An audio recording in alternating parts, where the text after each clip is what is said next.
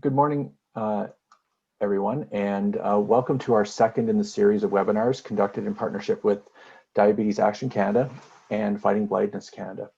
Today's session is hosted by Diabetes Action Canada, and my name is Jim Bowen, and I'll be your moderator for the morning.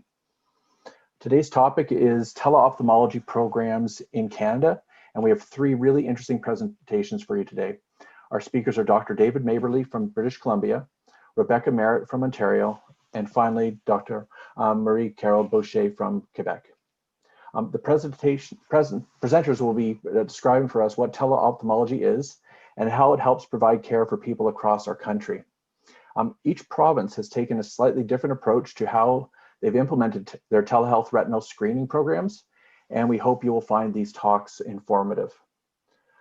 Just of note, if you have any questions, we would ask that you put them in the question and answer box in your Zoom, and we will have a Q&A session at the end of the presentations. Just to let you know, our first presenter this morning is Dr. David Maberley, who is an ophthalmologist at Vancouver General Hospital and professor with the Department of Ophthalmology and Visual Sciences at the University of British Columbia. Dr. Maberley is going to introduce us this morning to teleophthalmology program in BC, what it is, and how it's been implemented with respect to the mobile health units in British Columbia, and how the service is being used to support the Bella Bella region. Dr. Maberley, we'll turn it over to you.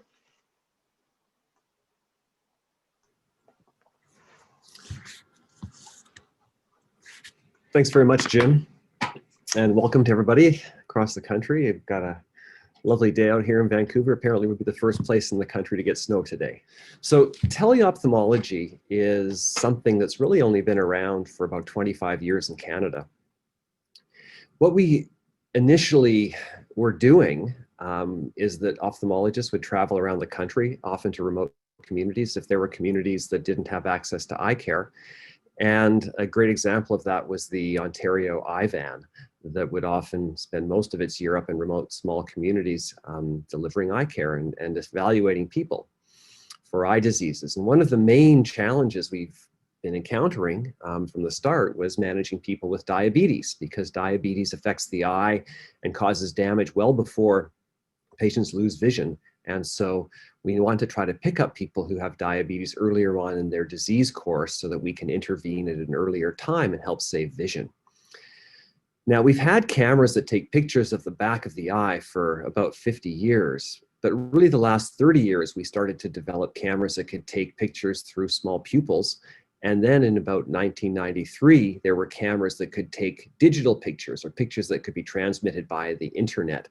And this was a real game changer, because now we could have cameras in communities taking pictures of people's eyes and looking for problems without having to have physicians there. And this potentially increased our ability to provide care remotely. And some of the first studies that were done in Canada were led by Dr. Alan Crewis at Queen's University, and I worked with him for a while down in Queens. And our first work, here's a picture of James Bay area. We would fly from Kingston 3 hours north up to the James Bay community, the indigenous communities of Moose Factory and Moosonee, and the Cree communities up there. And we would initially provide examinations in person, and then we were able to take a camera up there and started taking pictures of people's eyes to see if this was a valid alternative to what we were doing in the actual physician on-site type examinations. And we did some costing of that model right off the start. And we found that roughly to fly up as a physician and take a picture would cost about $900 per patient, but to take a camera up there could reduce that cost in half. And I'm just showing a really busy picture with a bunch of numbers, but the bottom line is delivering care could be done at about half the cost of putting physicians on airplanes and flying them around to these remote communities. Well, this was a great starting point for us to think about British Columbia, the work that was done in Ontario, because British Columbia has the most difficult geography in British Columbia. I'm showing a picture right now here of a topographic map of British Columbia, and basically BC is all mountains. Unlike the rest of the country, perhaps except for the Yukon Territory, and as such, travel is more complicated in British Columbia, and even the cost savings that we thought we would have in Ontario, theoretically, and could be significantly reduced because of the extra challenges of traveling around British Columbia. In British Columbia right now, there are about 30 retina specialists who are the people that typically perform the diabetes eye examinations and treatments, but there are 120 ophthalmologists in total. The problem is these ophthalmologists are typically located in the south, far away from where our Indigenous and First Nations communities are, and the ophthalmologists have not traditionally traveled around the province to all the different communities. We have 250 First Nations communities, which is probably the highest number per province in the country, and half of those communities don't have road access, and the average population per community is in the range of 300 to 400. So you can imagine trying to travel around to 250 communities to provide eye care is certainly a significant logistical challenge given the geography that I just talked about. As well, there are challenges in that the communities in British Columbia have a bit of a lower rate of diabetes and diabetic retinopathy than the rest of the country, probably because the 250 communities were not moved into large treaty reserves and were able to maintain smaller sizes dotted up and down the coast in these smaller communities. So it's a very low yield for traveling ophthalmologists to go up and see 5 or 10 people in a community that took you 2 days to get to. So it's a very different type of access problem in British Columbia, and actually fits better for telemedicine and teleophthalmology than in other locations because of these small communities and the ability to send cameras up to these communities. This is another busy slide. I'm just going to highlight the fact that we did a bit of a survey to find out where in the province we were having gaps in providing yearly eye assessments for patients with diabetes. And interestingly, in the really isolated areas, we weren't doing too bad because we had a bunch of local optometrists and ophthalmologists who were traveling to these communities and were providing these eye exams.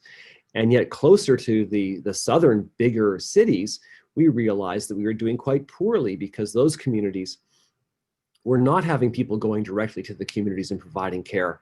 And the communities that were sort of in between the really remote and the urban centers were also having trouble getting service. So we realized very quickly that we couldn't just assume that the further out we went, the better we'd do, but we had to actually look closer to the urban centers as well to make sure that all the Indigenous communities were being served.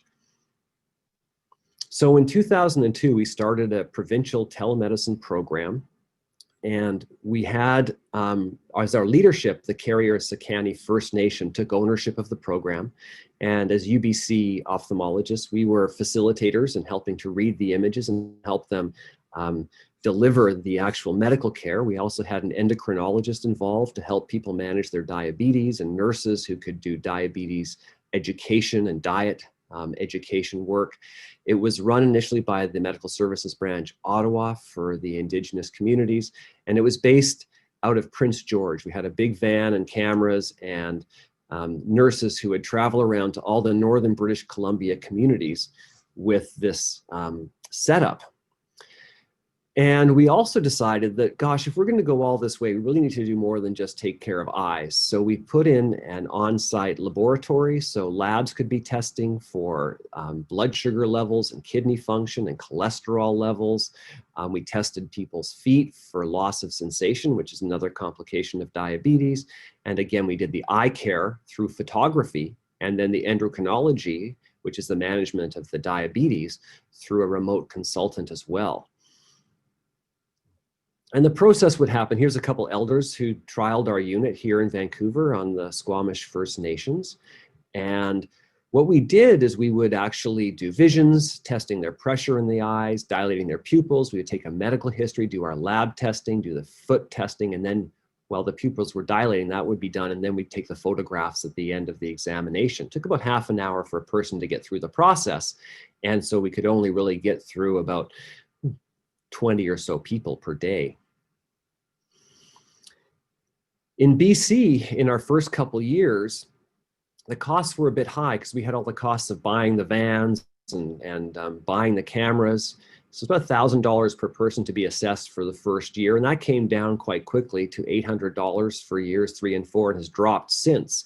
But compared to doing all that work and flying people down to, let's say, Vancouver or Victoria for that work, we were roughly half the cost of the normal cost of flying people down by year 3 and 4 of our program. We also found that people who were in the program had a significant improvement in their blood sugar control and their diabetes, and that was a nice secondary factor of the program in addition to picking up the retinopathy. When we asked people how they liked the service and how the service affected them, about half our clients would have needed an escort for their medical travel. So there's extra costs there. We found that about a third of our people hadn't had an eye exam in the last year, and about 20% were long overdue for their eye exams. We did find about a quarter of the people we took pictures of had other eye problems, such as cataract, that needed referral as well. So we ended up picking up a lot of other eye disease than we thought we would. And just, and with all these positives, when we asked patients how satisfied they were with the concept of coming to be seen in their own communities, it was almost 100% high patient satisfaction with that particular model. So we felt we were starting in the right direction. So we had a program that had started in the northern part of British Columbia. I've just put a map in of all the roads in British Columbia, and we're trying to figure out how far it is for people to get to see the nearest ophthalmologist or the nearest hospital once they were diagnosed on their community land with our traveling program. And what was interesting is we found the average distance to an ophthalmologist from an Indigenous community was almost 300 kilometers. So we realized very quickly that even though we were serving the north, there were huge gaps throughout the rest of the province, and we needed to expand our program, and we needed to find better ways of getting ophthalmologists to communities. What's interesting is when we looked at how much eye disease there was, it turned out that we were actually seeing more advanced eye disease in the communities closer to cities and towns, especially in the southern part of the province. And at that time, we realized that we needed to expand into the south of the province, and the Seabird Island First Nations community came on board and took over the running of the southern program about 10 years ago. And we were able to capture all the communities in the southern half of the program, in the southern half of the province. So we had complete capture of the south and the north and the mainland. And there also was a parallel program beginning on Vancouver Island for that community as well. And now I'm showing a picture showing the units, the northern units and the southern units. And bottom line is we had literally 4 large centers where there are eye doctors, but 15 to 20 large centers where we had patients that were isolated from those doctors. So really a big problem in direct access, sort of confirming our need for providing service in the communities. We looked at factors as well that would predict which patients were at highest risk for having retinopathy in our communities that we went to. And very quickly we found out that patients who were using insulin, who had not had eye examinations and who had issues with obesity were much higher risk of having retinopathy. And so we were able to try to focus on those individuals if and when we had, let's say, limited time in a community where we had to screen people, or if the weather was coming in and the unit had to get out, for example, we could focus on those people who would be highest risk of having retinopathy. So the program now has been running for about 20 years. We've seen thousands and thousands of patients multiple times around the province, primarily focusing, as from the start, on isolated Indigenous communities, but there are also other isolated non-Indigenous communities that we are looking to provide service to. And up until now, we have been focusing on holistic care, not just diabetic retinopathy, but full diabetes care. And yet we're finding also lots of eye disease that's not diabetes related. And yet we also are getting people in, I think, and picking up disease that we wouldn't have been picking otherwise. So I think it has been a success financially and in terms of service delivery. We've used this teleophthalmology backbone, the photographic backbone, as really, you know, the impetus for developing this program, but it's really become an integrated chronic care program. It's a validated program. We've looked at all our data and made sure we're doing things as best we can, and also, incorporated the feedback from the communities and made sure they've been happy. And by using First Nations communities, Indigenous communities to deliver the program, it is a Indigenous program and run by the people who it is serving. And again, we cover all mainland First Nation communities in British Columbia and have had success working with the Diabetes Action Canada SPORE group as well over the past 5 years. So I'm just going to leave off there with a couple more thoughts. But basically, what we've been able to go to in terms of a broad access service delivery to remote isolated communities has been very quick to develop. It's led to a lot of improved access for people. We have started to look at other models of improving our care, because if you can imagine, cameras can only be in the field and one community at a time in each of our programs. We have one camera for each of our units. But what if somebody has a problem that is an emergency problem and needs to have their eyes examined? In that situation, we're looking to place cameras in some remote communities that'll be left there and always available, and train local people to take those cameras and use them. We've had that now set up for a year or so in Bella Bella, where we put a camera in place and we're able to have the local communities take pictures of people's eyes when and if they lose vision and send those pictures down to us. So that's sort of the next step, is integrating these node cameras that are left on site in maybe not every small community, but maybe some of the slightly larger communities that are nearby other communities where people can get there more easily without having to travel 300 kilometers to see an eye doctor. And with that, we're also hoping that we can have better access eventually to non-Indigenous communities that are also isolated and have decrease their risk for having problems from diabetic retinopathy. So thank you very much. Great. Thank you, David, for that presentation. It's really interesting to understand now how things are adapted for geography, and how do you have to adapt for each province, and how the challenges we are faced with across the country with respect to costs and such, and how each thing will look different depending upon where you functionally live. I think what we'll do is we'll move on to Rebecca's presentation, and we'll have, as I mentioned, we'll have questions for Dr. Maberley at the end, and we'll have a discussion as we move forward through the presentations.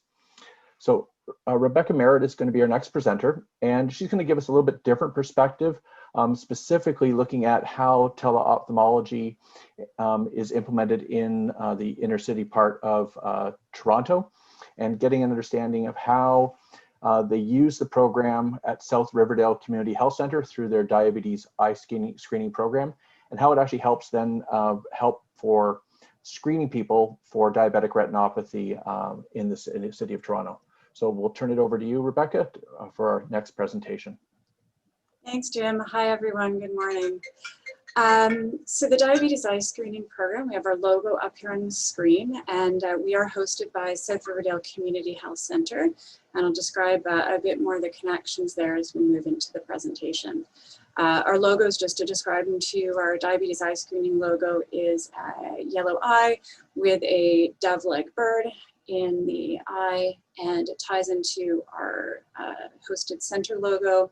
So the Riverdale's logo is a building with kind of a city in the background, and again the bird is replicated there to tie the logos together. So the Diabetes Eye Screening Program started as a small pilot project back in 2013. Just to kind of highlight about South Riverdale generally. So South Riverdale Community Health Center is located in the southeast area of Toronto. As a CHC, we are community governed with a 12-member board. We have a staff of over 200 people. And we have a large diversity of programs and services, from primary care to safe consumption, from seniors programming to chronic disease programming, which includes a fairly large diabetes education program. So the Diabetes Eye Screening Program began in partnership with Dr. Michael Brent, who's a retina specialist here in Toronto, and in combination with the Ontario Telemedicine Network as well, supporting some of our technology. The funding came through Toronto Central LIN. and all with the goal of developing a mobile screening program that could assess retinal health of individuals diagnosed with diabetes. And the driver of the strategy, really kind of continuing on our theme here, was the recognition that accessing regular diabetic eye screenings is difficult for individuals, and in our case, those that live in certain neighborhoods within Toronto. Our team is 2 RPNs, myself, and now we have an admin point person assisting us as well. And the pilot was actually extended after the short 6-month initial pilot, and then became a fully funded integrated program later on, which is great. So the objectives of the diabetes eye screening program are kind of multifold. We really align well with our community health centers' objectives and values, so they really hold the core of the program. So we're interested in providing low threshold point of care access to screening for those people diagnosed. So we're really focusing on access and equity to engage and outreach to underscreened individuals within Toronto. We really try to integrate the care into the primary care pathways, our diabetes education programs, and connect all those pieces up together, and we'll get into a bit more detail a little later on. In terms of being client-centered, we try to optimize support through education, improving outcomes, and we have implemented a recall system as well to try and support people getting back in to access our care. And we're all focusing over all of this, reaching out risk populations that struggle to maintain care. So I'm going to show some maps here as well, and we'll do some describing as well. So this map was from Rick Glazier, who actually does a ton of research. His name might be familiar. So as we've heard, there's incredible rates of underscreened individuals throughout Canada, throughout Ontario, and we're narrowing down to focus kind of on the area within Toronto and surrounding areas. And you can kind of start to see a bit of a U shape here with Toronto at the bottom, the kind of the core center of Toronto at the bottom. Really what we're trying to focus on is these low rates of screening. So often that was individuals aged between 40 and 64. And a high concentration of areas that were in low income centers within Toronto. So we're really, despite the presence of really good ophthalmology care and optometry care across Toronto, there's still a significant gap. And so this is what the diabetes eye screening program was trying to get at, trying to figure out. So really, what is it that's causing these urban centers to have such high rates of unscreened individuals? So if we drill down a little further, in the Toronto area, there's many programs within Ontario that are providing teleretina services. Within the core of Toronto, though, we had the distinct challenge of addressing this bias that within an urban center, people had good access to care. And they do, but there's some other barriers that people face that can make it very difficult to access eye care. So we were really trying to address those concerns. Now, I don't know if you can see, but the U shape kind of continues here, and the yellow dots are actually where community health centers are located. So sorry if we could go to the next slide there. The yellow dots are community health centers. So what was found by Dr. Brent and some of the other individuals that were studying this data is that the community health centers within Toronto were already, for the most part, positioned in areas where people had low rates of eye exams and low income. So the other factor is that these were also surrounded by areas where there might be higher income, but there still remained very low rates of screening. So it's kind of an interesting theme we're seeing, and also meant that community health centers were a great place to start to integrate these programs. So drilling down a little bit further, this is taking a year sample of our diabetes eye screening program. So the larger circles represent larger screening numbers, and you can again see this distribution where we've been able to capture people within the areas that have high rates of screening and able to actually get some people within those areas. We currently have 16 sites across Toronto, and we've actually moved further into the Scarborough area as well. Currently right now, because of the pandemic, we're operating out of our one main location, but we are still successfully screening some individuals even throughout the pandemic. So I'd like to talk a bit about just one sample of where we kind of came across a bit of a hurdle and found a bit of a solution of a workflow, which I think has really supported access to screening. So in recognizing that we all hear messages at different times and at just different stages of readiness, we wanted to pull in our diabetes educators more and our diabetes education program more. Primary care appointments can be busy. There can be lots of items beyond just diabetes care that people are discussing. So we wanted to utilize the full circle of care. So this is a little graphic that refers to a 6-month initial trial where we had 32 clients referred in a 6-month period from our diabetes eye screening program. What we do is we take that initiated referral from the provider, diabetes educator, and we reach out to the primary care provider and ask them if they'd like to have their client attend this program. Based on those connections, we were able to actually screen 25 people. And of those 25 people screened, we actually had 40 people diagnosed with an ocular pathology. Within that 40%, we had another 40%, or within that 40%, that were treatable diabetic retinopathy. So those were people that needed immediate attention. 30% had mild diabetic retinopathy, not yet requiring treatment. And 30% had other ocular pathologies.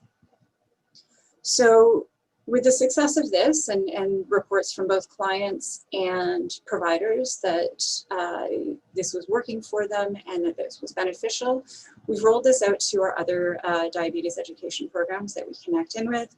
And when we go into a new center, sometimes it's actually via the diabetes education center, and they end up being our main points of contact.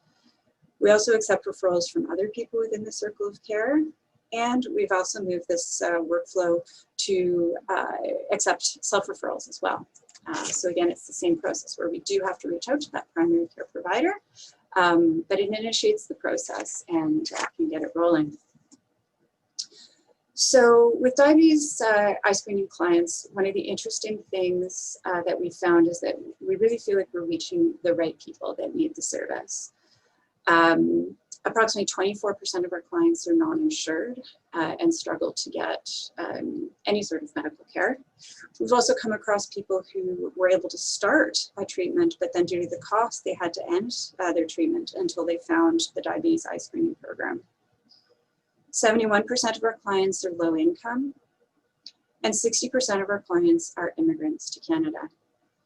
So being able to provide a service at a location that an individual is already comfortable with and already familiar with has been really key. So coming to them instead of trying to navigate systems has been incredibly useful.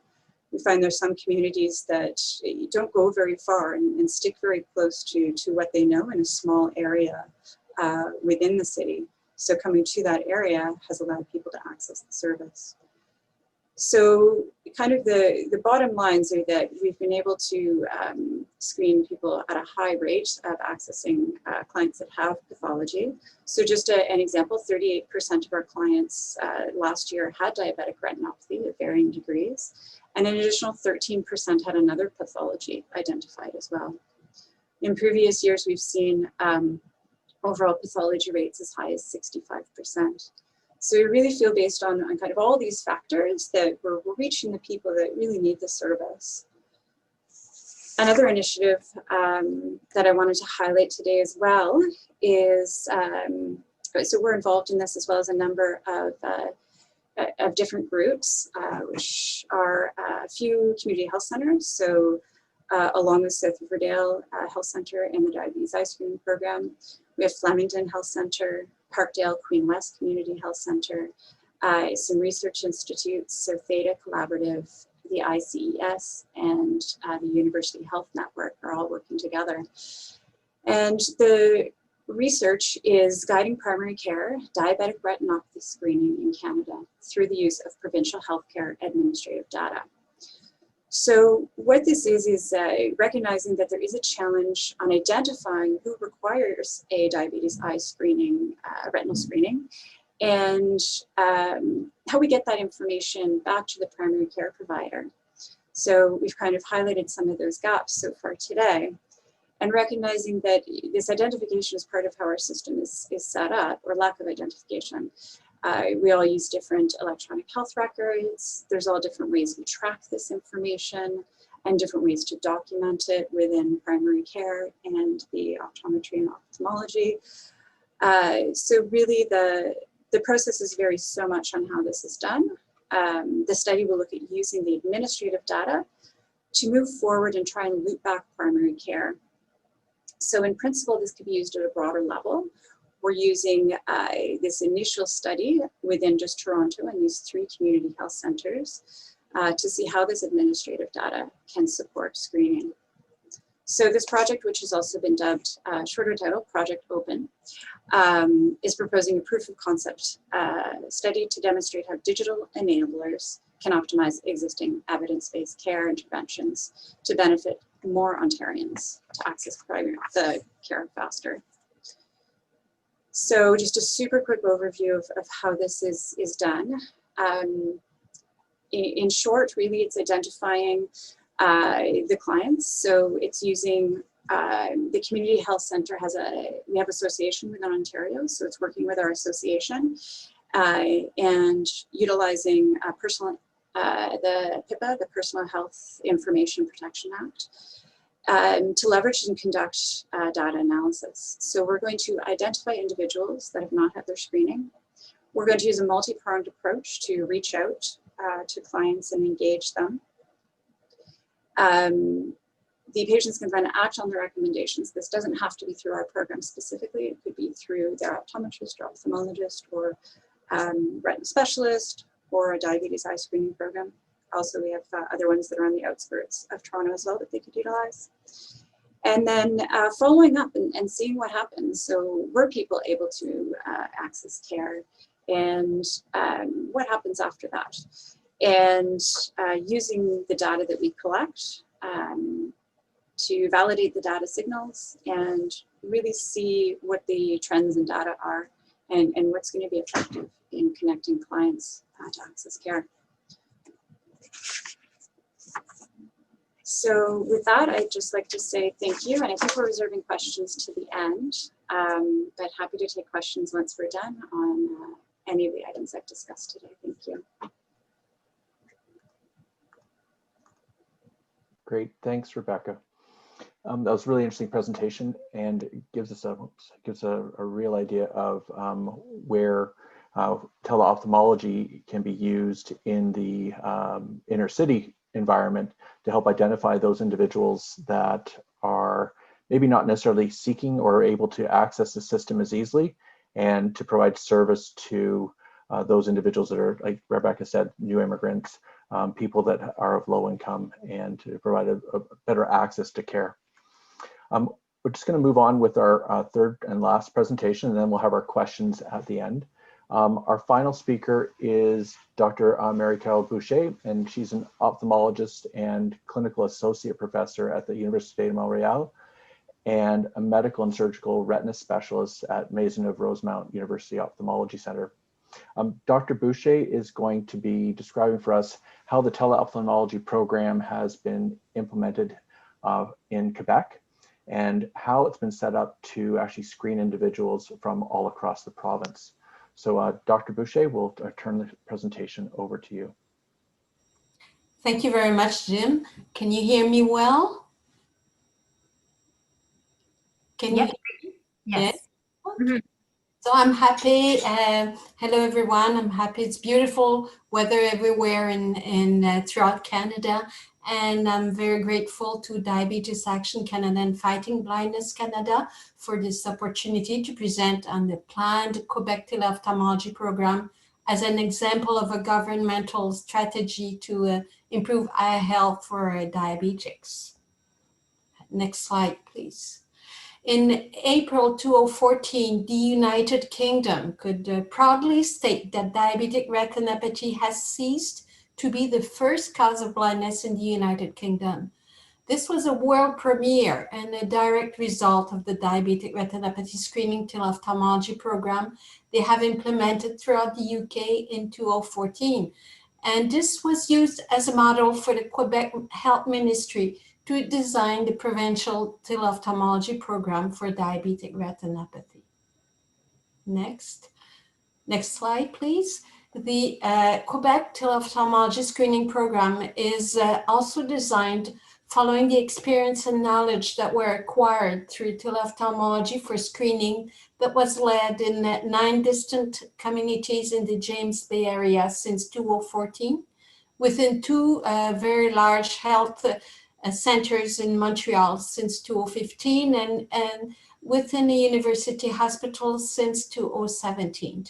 It has also learned much from other international programs, such as those that are still led in Portugal and Singapore.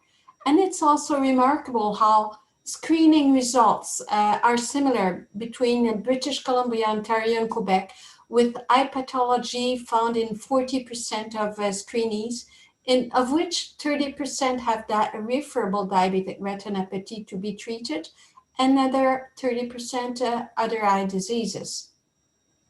Next slide.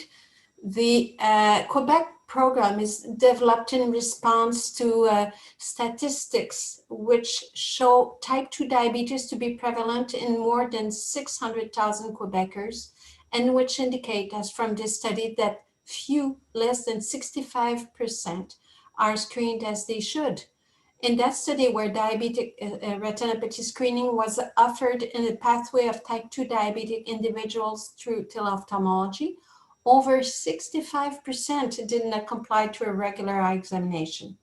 Although the mean diabetes duration of these individuals was of 22 years, 38% never had a previous eye examination, and 27% more had not had an eye examination for over 2 years. And there's no reason to believe that this situation has changed much since that study. And we also know these numbers to be even worse in the First Nation community. So because diabetic retinopathy is a treatable disease, and because severe visual loss can be easily prevented, these are the people the Quebec program aims to serve. So its objective, next slide, is thus to provide access to quality examination to detect diabetic retinopathy, determine the best timing for referral for a face-to-face examination or treatment when it is warranted, provide a timely access for treatment when it's needed, and this for all type 2 diabetic individuals in the province and wherever they reside in the province. Next slide, please. So here's how we aim at achieving this. You are now familiar with special cameras that, thanks to the transparency of the eye and the magic of telecommunications, can image the retina in the back of the eye where damage from diabetic retinopathy occurs, and transmit them to readers located elsewhere. Next slide. You can visualize here an example of the images of the back of the eye enabled by these cameras, which also often incorporate another type of camera called OCT, an image of which you can visualize in this black and white image, and which shows a live slice of the retina. So this examination of the thickness of the retina extends the precision of the examination. These cameras also have the characteristics of being easy to operate. Thus, diabetic individuals simply come in, provide information about their age, diabetes duration, the possible presence of other health problems such as high blood pressure, their consent, and pictures of the eyes are taken, and they can go home. And from there, they will receive later a letter informing them of the screening results or the suggested follow-up. Next slide, please. The images and the data are safely electronically forwarded to a special teleophthalmology platform from where they are accessed by readers who are specially trained nurses and by ophthalmologists who handle the more complex cases. Next, their reading generates a report you can see on the right of the screen, which is forwarded to the diabetic patient's physician, and a follow-up letter we previously mentioned is sent to the screened individuals. So whenever any screened patient is found to be in need of treatment or of face-to-face examination, a consultation within their usual visual care pathway is arranged. And a recall program for new imaging after the first screening is also put in place to ensure full continuity of the health care program.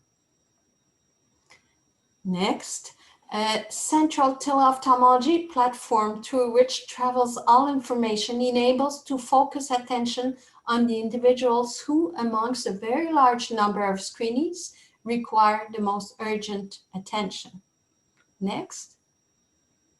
So the objective is to reach 80% of all type 2 diabetics in the next 5 years. And in order to achieve this, we have calculated that 90 cameras will be needed. They will be located in community health centers or where diabetic patients congregate, and in a distribution that mirrors that of the prevalence of diabetes in each region. 340,000 diabetics individuals are thus planned to be screened on year 5. Next, specially trained and certified nurses will be involved in the reading of less advanced disease and ophthalmologists in more advanced cases. Next slide. As artificial intelligence can very quickly process a large number of readings, and as it would diminish the need in human resources, it will be introduced in a parallel fashion. Oh,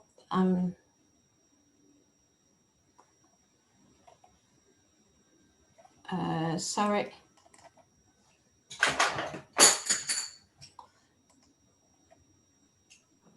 We can still hear you, Dr. Boucher. Yeah, we can still hear and see you. Okay. So as I was saying, as artificial before I had lost communication can very quickly process large number of readings, and as it would diminish the need in human resources, it will be introduced in a parallel fashion to help establish its validation and expected performance. And this will also allow us to gain experience from it and eventually introduce it gradually and benefit from continuing learning enabled by artificial intelligence. Next slide. So this program is thus an ambitious and complex organizational process where quality control and performance measurement will play a central role. Next slide. To ensure continuity and evolution with time, this program will need to carefully choose durable, adaptable, interoperative, and evolutive solutions, and it will have to adapt to and introduce new helpful clinical and technical solutions into a complex health system which operates at a different speed within a limited budget. But this will certainly constitute a long-term challenge. Next slide.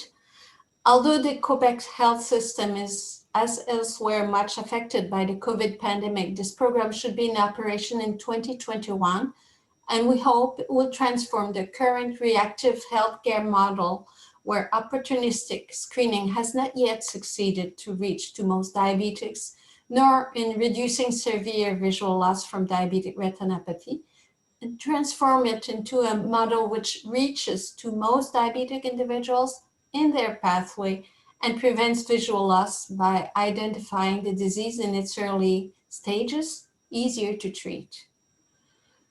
Next, I would like to leave you with this message. Diabetic retinopathy is a silent disease, the main cause of severe visual loss in our population. As it can easily and very effectively be treated, we can prevent most unnecessary vision loss. This is why its screening is warranted for those diabetic individuals unknowingly threatened by diabetic retinopathy and for their families. We are thus very hopeful that this teleophthalmology screening program will soon allow us to also proudly state that diabetic retinopathy is not anymore the first cause of blindness in Quebec. So I thank you for your interest in this program, and I'm happy to respond to any of your questions.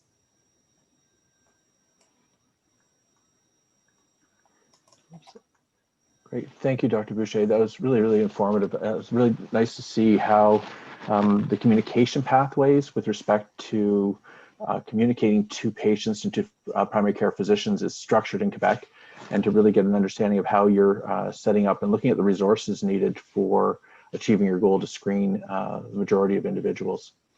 That was really, really interesting. So what I think we should do is we do have a few questions on our Q&A, and if anyone else has questions, just please submit them through the Q&A box at the bottom of your Zoom screen. What we can do is I can start with the first one that has been received from Geta Menon. And this is, I think, targeted maybe for Rebecca. Geta says that she had a teleophthalmology test done in June of 2019, but because of COVID, there hasn't been a reach out to call this year. And although she was told in 2020 that it could be called for follow-up, is there anywhere that she's able to get her eyes screened again? And she lives in Toronto and has a type 2 diabetes. So Rebecca, I wonder if you could just clarify where you guys are at right now with respect to having screening up and going. Sure. Yeah, thank you for the question. And I'm sorry you haven't been called yet. So we are running. We are only running out of our 955 Queen Street location, only 3 days a week. So it certainly is a slower process, and you are welcome to give us a call and book your appointment. It is just a slower process though. We are in action right now to move back to some of our sites. Hopefully once this wave of the pandemic goes down, we will hopefully move back into at least a couple more of our old locations to be able to connect with more people. Unfortunately, right now we have just pulled back, and we did have to shut down for a small period of time as well initially there. But we'll hopefully get back to it soon, and please feel free to give us a call. Okay, great. Thanks, Rebecca. Our next question is from Kamal Singh. Kamal says, has a history of eye procedures and vitrectomy for retinopathy, cornea graft, cataract, progressive AMD, and has a visual acuity of 20/400 plus in one eye. But the other eye also is getting strained, and also has regular checkups in Toronto, and wondering what can be done, and has been told to remain in just sort of a status quo. Question is actually maybe for Dr. Maberley and Dr. Boucher.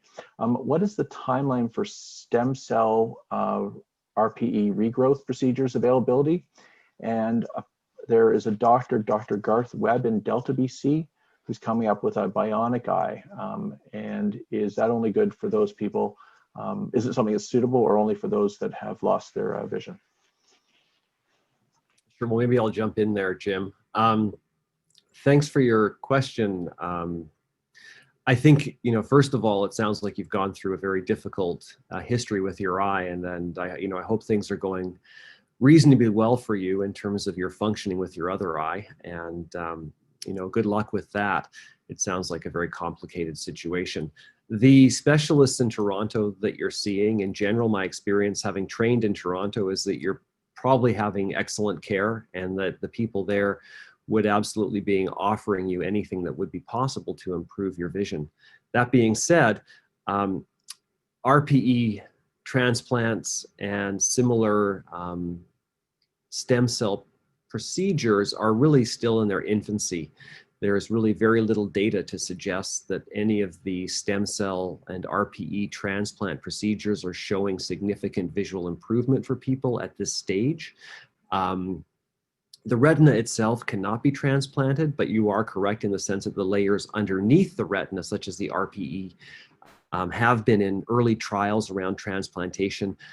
My sense is that we're still a good number of years away from that being something that has proven benefit. The trials that would be needed to show efficacy or effectiveness and safety have not been begun in broad, multi-centered type trials yet.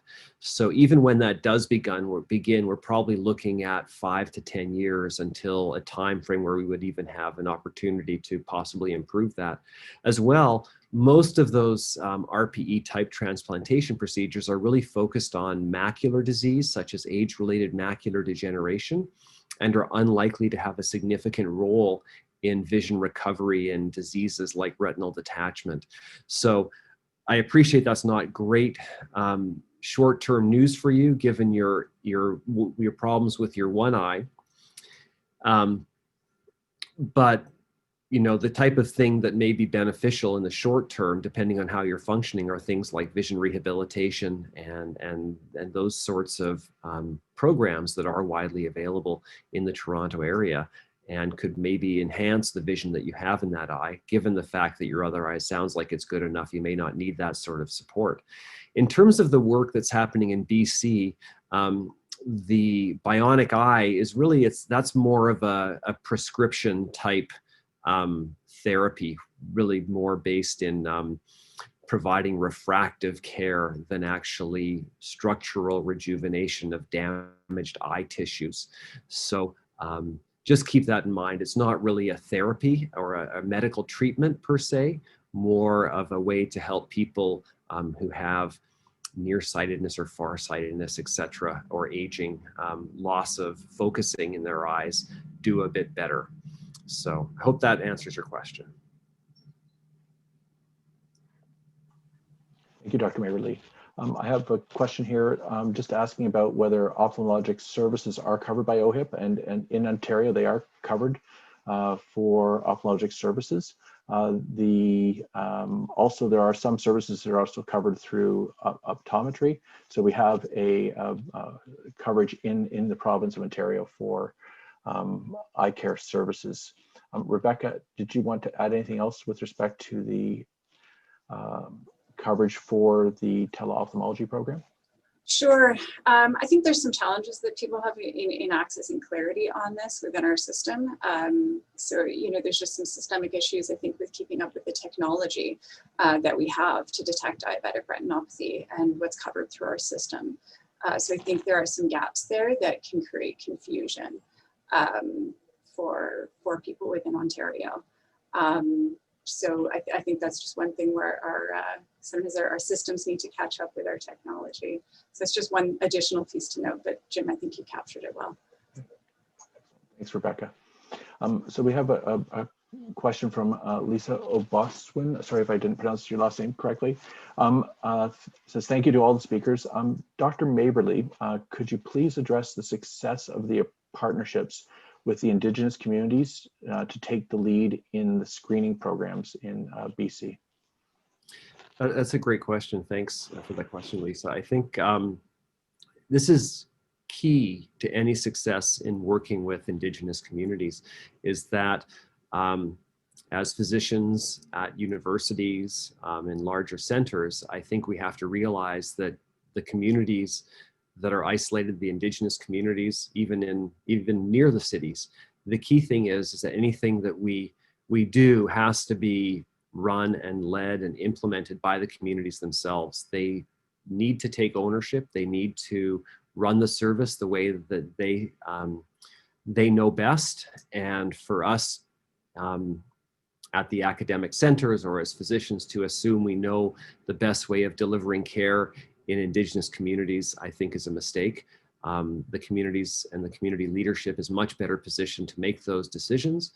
As well, they also have connections broadly across their regional communities and will be able to integrate better with their neighboring communities. And it's just, you know, the history of colonialism and colonization in Canada is not a good one. And it's high time that these Indigenous communities lead their own programming, develop it themselves. And when they need assistance, they come to the physicians for that assistance in areas, for example, in terms of medical treatments and this type of thing, where they may need some assistance. And I think that model works very well. It's sustainable. It's sensitive to the cultural needs of the communities. And it's led to our program being, you know, functional and successful and growing for over 20 years. And I'm not sure a top-down model coming from the doctors in the city would have had that same longevity and success. I think this is the right way to move forward with these particular types of programs. Great, thank you, Dr. Maberley. Dr. Boucher, do you have any thing to add to that from your experience in the James Bay with respect to working with communities up in northern Quebec? Well, I would perhaps add that from our experience, we've felt that we have the communities were empowered by this program. They know better how to organize it, how to reach to their people, and also how to teach each other, how to pursue the program. And they are an important part to renew human resources that we know that in healthcare programs are lacking. And so I think they are part of a solution. They are the solution for a program which aims to provide better care and better prevention in their own area. So they have been a very important part and important partners in the institution of the organization of the screening program. Perfect, thank you. And just a comment from Tina Marie Flauda saying, thank you very much, doctors, for this enlightening presentation. And I'd like to thank everybody for, I think we're just at our noon time here. I just wonder one question, if there's any sort of last thoughts about how we are going to move forward over the next 5 years, hopefully in that time frame to take forward these initiatives that we have, that we've presented. And if anybody, the speakers had any thoughts about what are going to be some of the facilitators and what are going to be some of the barriers we're going to face as we embark on this next stage of diabetic retinopathy screening. As for Quebec, certainly costs will be the first barrier, and secondly, the availability of human resources, which are limited. And so we hope to learn much by step-by-step implementation. But costs will, although we know that it's much cheaper to prevent with teleophthalmology, we do have to provide recurrent budgets for such a program. And the other thing is that new technologies are very quickly evolving. And we do want those programs to be part of the future and to be able to introduce new technologies as they evolve so that we can be even more efficient and perhaps not have to see our patients, image our patients are diabetics so often. Maybe we can identify persons we could image by risk stratification only 5 years from now instead of in 2 years or in 1 year. So become more efficient. So that's another aim objective. Perfect, thank you. Any other thoughts? I think that things will change very drastically over the next few years. I think COVID-19 has created an environment where governments are looking to the remote provision of health much more so than perhaps even a year ago. And I think that this may open up opportunities for broader telemedicine and teleophthalmology programming in the very near future. I think there's been a seismic shift in how we deliver medical care, and we're definitely hoping that this type of programming that we've talked about today will become more broadly implemented across all of our communities in the setting, certainly of the virus, but moving forward, I think there's lots of reasons to continue this type of work and keep it moving forward. We just have one actual last question here. It says, there's a general question about, do Indigenous people believe that blindness can be caused by witches' hexes? Like when my sister died, a black cat climbed up in my bedroom at midnight and stared me at the eye to eye. I got sores in my eyes. Since then, my right eye can't see letters, but can still see colors and people. And my mother had a retinal transplant. My grandfather lost his eyesight. One of my Christian friends said that his father-in-law was bewitched and a worm came out of his eye. So it's about beliefs then within Indigenous people. I'll just start by saying I don't have enough personal knowledge of the belief systems of the Indigenous communities to make a comment about the first part of the question. But I think Marie-Carole and myself would agree that vision loss that we see in our clinic for the last 30 years of my career has always been attributable to a known disease process and to an understood disease entity that we may or may not have ways of treating, and that we don't see eye diseases that are related to hexes or these types of experiences, although I can imagine the experiences this attendee experienced were probably very stressful and obviously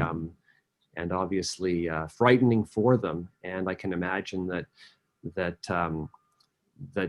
these types of experiences in family history are concerning. So I appreciate that, but the best thing that could probably be done is to have yourself or your family members examined by an eye specialist.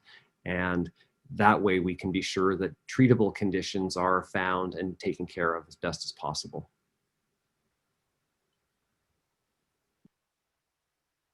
Thank you, Dr. Maberley.